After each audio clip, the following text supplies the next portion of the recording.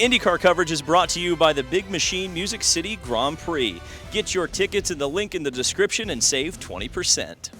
Well, I wouldn't say it was quite as compelling as yesterday's race, but the good news is that there was another fantastic race here at the Milwaukee Mile, 2 days in a row, non-stop action, and I'll tell you what, we got a great championship fight going into Nashville. The championship's still alive for either Will Power or Alex Palou, who of course both ran into trouble today. We'll talk about that in just a second, but you know, I would be remiss if I didn't mention my sponsor, the Big Machine Music City Grand Prix. They were on Nolan Siegel's car this weekend, and in 2 weeks the IndyCar Championship's going to be decided, and it's going to be at the Nashville Superspeedway. And if the oval racing that we have seen in recent weeks is anything to go by, and if the championship twists and turns that we've seen today are anything to go by, I think you're not going to want to miss the Big Machine Music City Grand Prix. So use that promo code in the description, DavidLand20, get 20% off,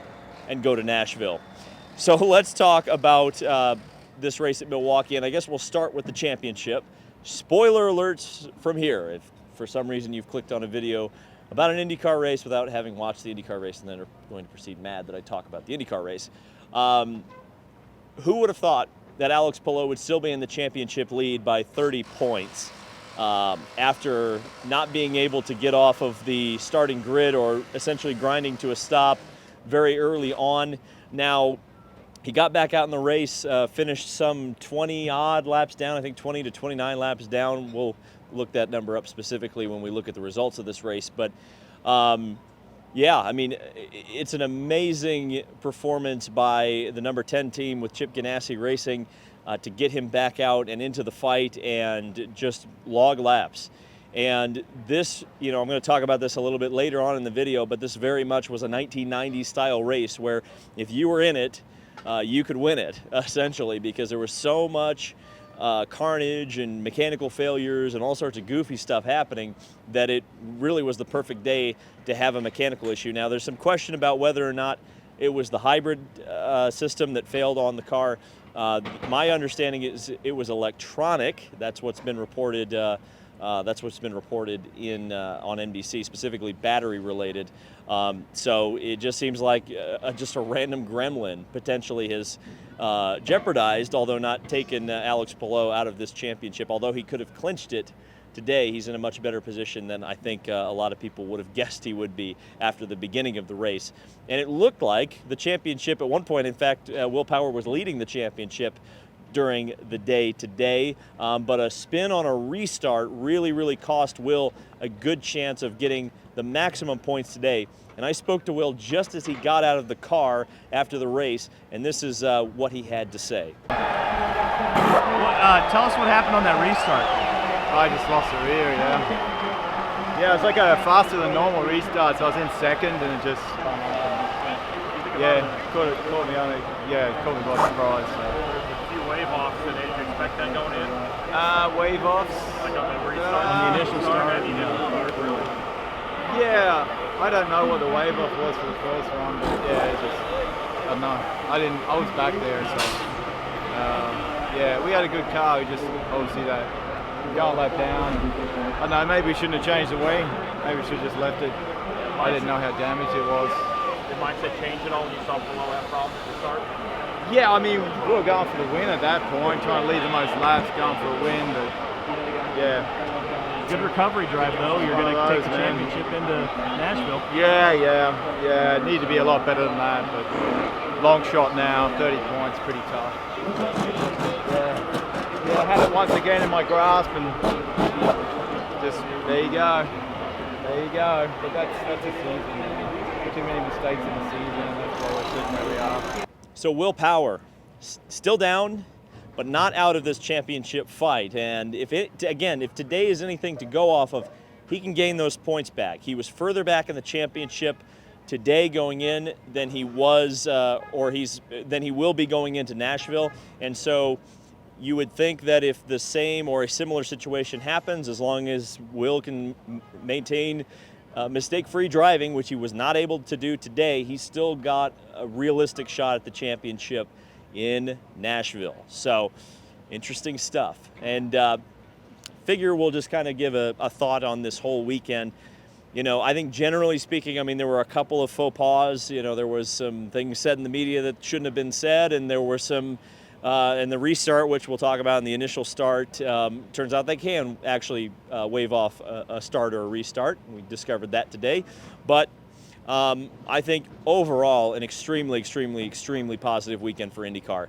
I spoke to I'll just say it. I spoke to Bud Denker today in the media center very briefly, just kind of talking about the event. And one thing that he remarked on was just how happy he was not only with the crowd, but the fact that the crowd was specifically IndyCar fans. Like the IndyCar fans came out and supported this race, and the people at the very tippy top of Penske Entertainment know and understand that because you guys came out and supported this race weekend. So I feel like I should pass that message along.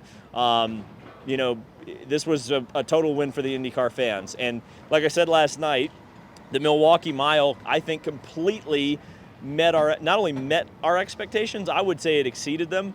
I would go as far as to say I think this is the best racing in IndyCar right now, period, end of story. And in fact, I'm actually disappointed that we're losing a Milwaukee race next year, which is kind of funny. So many doubleheaders just feel like they wear out their welcome. I'd come back here tomorrow if they were running another race. I think the show is that entertaining. There's so much passing. There's so much drama. There's so much unpredictability here at Milwaukee. It's just a shame they ever left, quite frankly. And quite frankly, too, one of the things, Colton Herta had a great weekend. Obviously, there was an error in the pits that kind of cost him yesterday. But he said after qualifying to me, and, I believed him, he said this was going to be a 90-style race. And this was totally a 90-style race. Even more so than yesterday, because not only did you have the lap traffic, not only did you have the sports car style passing where there was just so many different cars on so many different strategies and handling characteristics and pace, that it just was a super compelling show. But then you throw in the mechanical failures, the mechanical difficulties of so many different drivers and cars and teams, and the crashes and the restarts. And what else could you want? What else could you want? This is everything that I wanted in an IndyCar race. Both of these races, the on-track product, it's what I want, plain and simple. Suppose we need to talk about what made this so great. I think that the heavy traffic and also the limited tires. That was another thing I wanted to mention.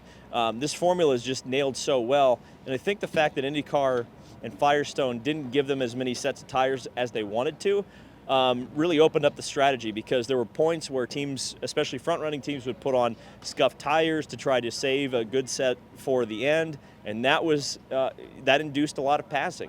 So I think the whole thing just worked out fabulously. What didn't work out fabulously was, the interesting thing is that they're listening. They're listening because the question mark I always had about the restart at Gateway was if you were going to have a crash, why'd you wave it off? Why didn't you wave it off? And now we have this initial start here, which ironically enough, kind of took the center of controversy at Gateway out of the race from the pole position, Joseph Newgarden. There's a photo floating around that the yellow flag is waving with a green light on. It was a very late call, and it was pretty obvious, because I think they did a few extra pace laps to try to give Alex Palou an opportunity to come back out onto the racetrack and join the fight, which I guess I understand, and obviously move him off of the racetrack, probably more importantly. But it was obvious on the back straightaway that the back of the field wasn't aligned properly. They were not going to get up to the back of the field and really have a good-looking start from the back of the field. Now, the front few rows were aligned properly. And so the question mark, the big question mark that I have for race control is, why are you waving off a start for the back of the field being out of alignment? As far as I'm concerned, if the first 10 or so rows are lined up, why in the hell are you waving it off? And especially, why in the hell are you waving it off back there? Again, anybody who's ever watched an oval IndyCar race knew that the back of the field, when they were coming out of 2, was not going to catch up to the back to the rest of the field. So if that was an unacceptable condition, it should have been waved off way earlier. And at the end of the day, frankly, I get by the letter of the rule, and I'm not going to necessarily complain about this penalty, but Linus Lundqvist got an avoidable contact for taking out Marcus Armstrong and Joseph Newgarden, but with the way everything went down, I don't necessarily agree with penalizing him for that. I mean, what is he supposed to do? He expects the race is going to go green, and it is not green. And the front row saw that, and everybody else behind is trying to jump the start, which you should. That's what you're supposed to do in IndyCar. And they all crashed. And it was a really unfortunate thing. And, there were more wave-offs throughout the day. It's just so interesting to me that these wave-offs, I don't remember, I think the last time I saw a start or a restart on an oval waved off was Pato O'Ward at the Indy 500 in 23, and I can't remember the last time we saw one, and we saw one here. We saw 3 of them in one race. I don't know. It makes me scratch my head a little bit about what's going on up in race control. So let's look at the race results, talk about a few things. We're going to talk about Scott McLaughlin in more detail, so don't you worry about that. Fantastic result for him. Scott Dixon, great second place, fighting through the field all day long. He seemed to always be in traffic. Colton Herta, that oval win's coming. It looked like he might be a driver like Jim Clark or Mario or Michael Andretti or Al Unser Jr., Nigel Mansell, to get their first oval win here at the famous Milwaukee Mile, but it was not meant to be for Colton Herta today. Santino Ferrucci, another great points day. We talked to him. You'll hear from him in just a second, as well as Marcus Ericsson, who rounded out the top 5. Going back down through the rest of the field, Alexander Rossi at one point looked like he could win this race. Fell off on the last restart. Didn't quite have the rest for everybody. Rinus VeeKay, 7th place. Great run for him. Kirkwood, Grosjean, Power, your top 10.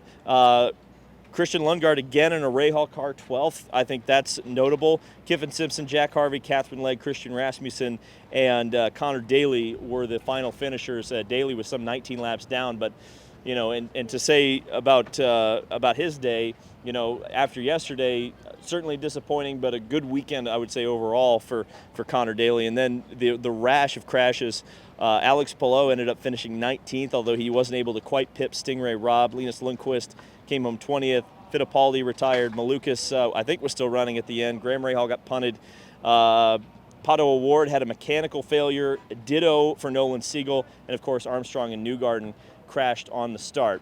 So let's hear from Santino Ferrucci and Marcus Ericsson on their top 5 finishes after today, and 2 happy drivers who obviously won a little bit more, but I think they should be proud of their result today. Yeah, no, I can't complain. Pair of forts. I want to be on that podium so bad. Driving so hard, it's just tough. It's so hard to win in this field. It's so competitive. We drove it. I mean, that's kind of all we had, man, and I think can't complain with 2 forts. You look at when we talked 2 days ago, you were talking about slide jobs and making moves. It seems like every groove you were able to pass today. Yeah, I was past top, bottom. I mean, I slid a ton of people into 3, one of which I actually backed one in, which I thought was quite impressive.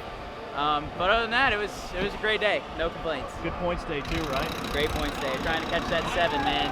So, 9 top 10s this 10. week. 10? Yeah. 10, 2 top 5s. Ties the point record. Really? Pretty damn good.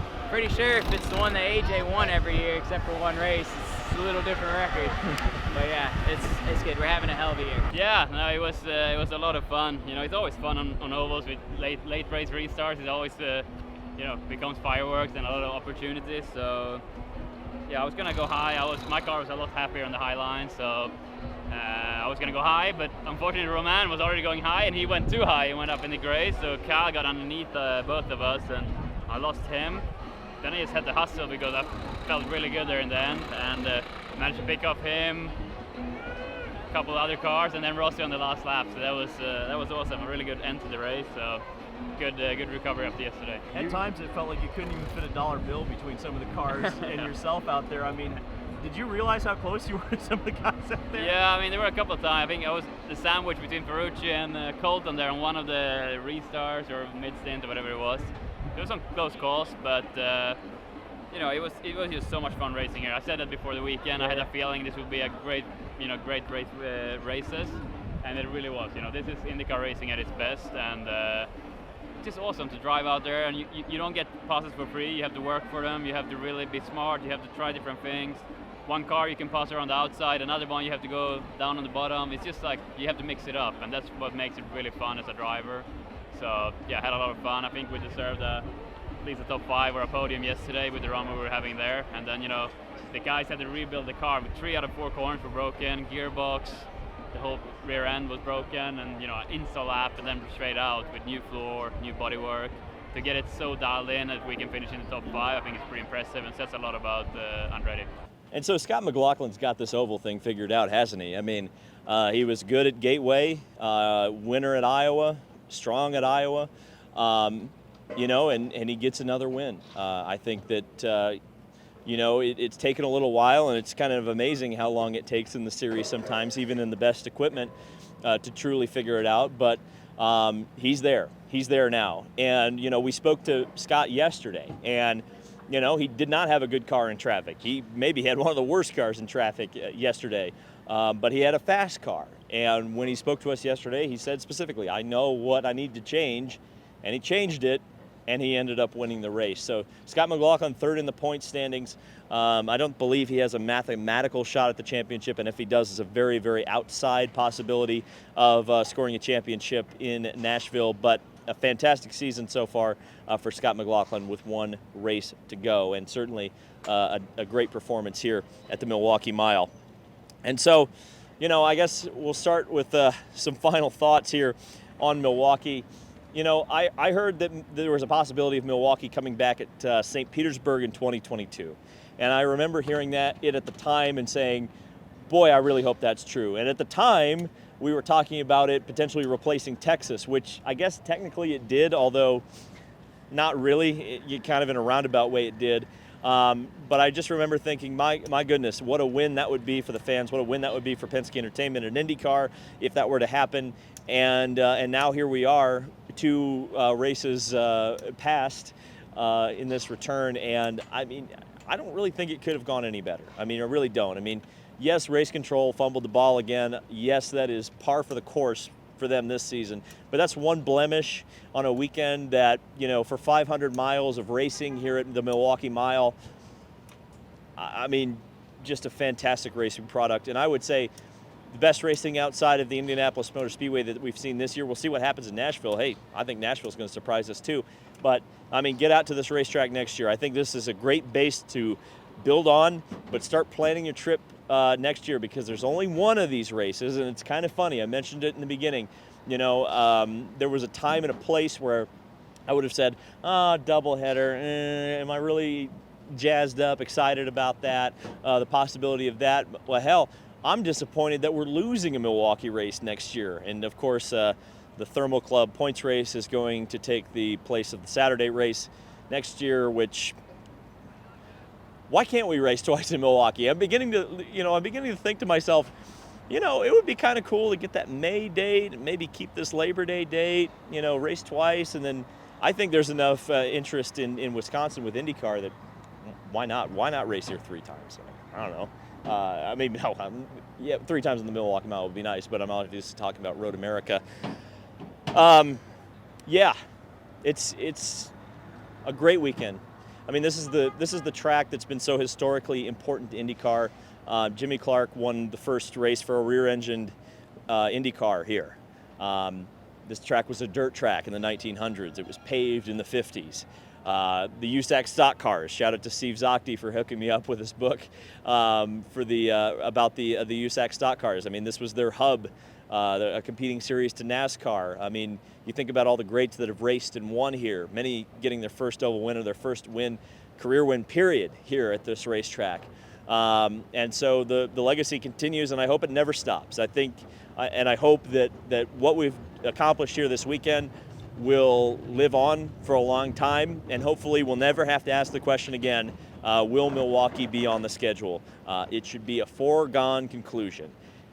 2 weeks from now, the IndyCar season finale, the points championship still on the line, the Big Machine Music City Grand Prix. We're going to absolutely send the coverage. I've got some really cool things that I'm working with the Big Machine folks on to do during that weekend. it's going to be an IndyCar celebration, just like we celebrated IndyCar here at Milwaukee. And again, looking at the package, looking what IndyCar's done on these oval tracks in the last couple of weeks, I can't say that I'm not expecting a good race. And I think it's going to be, you know, we've asked for 2 things, right, recently? Well, maybe 3 things, and we'll get to the final thing here in a second. But we asked for the Milwaukee Mile to come back, and we asked for an oval season finale. We've got those 2 things, and we've supported this. You guys went out and you supported this, and that was fantastic. And now we've got to support the Big Machine Music City Grand Prix at the Nashville Super Speedway. And then, hey, maybe someday we'll get Michigan back. They'll listen to you if you vote with your wallet. And I think that's what we've learned here at Milwaukee. Thank you guys so much for watching. I hope you've appreciated this coverage. I've certainly appreciated bringing it to you. It's weekends like this that I'm reminded why I do what I do and why I do it for you. Thank you guys, and we'll see you in the next video.